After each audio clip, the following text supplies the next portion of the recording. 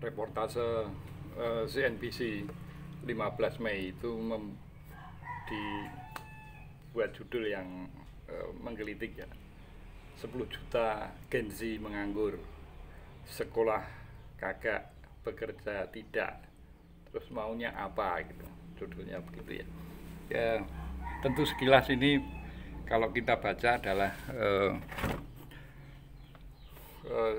judul yang menyalahkan generasi Z atau Gen Z ini yang usianya ya sekitar 14 sampai 27 tahun ya.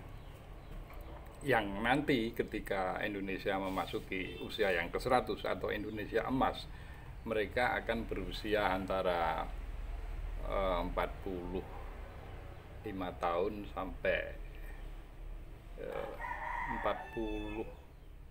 52 tahunan ya, sekitar itu ya.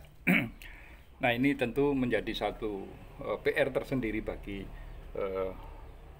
bangsa kita dalam menyongsong 100 tahun Indonesia emas. Apa yang diungkap oleh CNBC itu sebetulnya mengambil data dari Badan Pusat Statistik, di mana ada sekitar 9,9 juta Gen Z yang menganggur atau Youth in Not Education, Employment and Training. Jadi tentu menjadi satu catatan penting bagi Indonesia dalam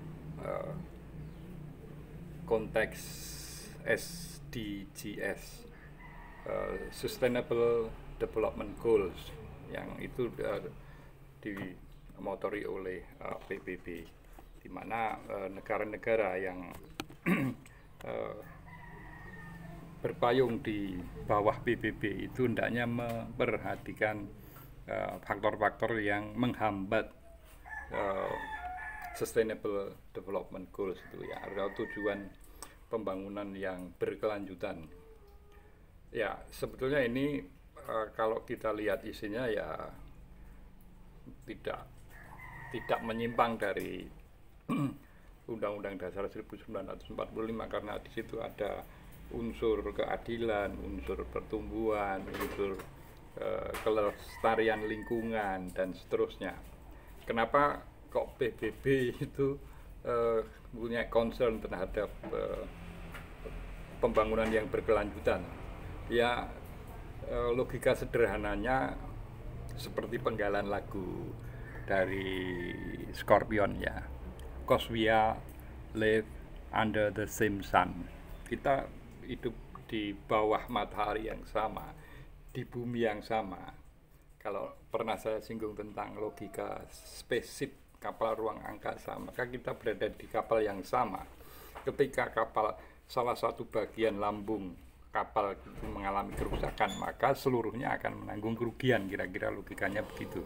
Sehingga kenapa negara-negara terutama yang meratifikasi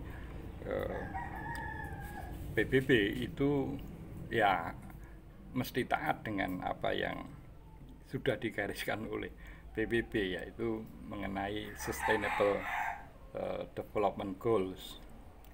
Nah, jarak antara sekarang dengan 2045 itu ya tinggal, kalau misalnya periode pemerintahan itu sekitar 4 periode pemerintahan kita akan menyongsong Indonesia emas.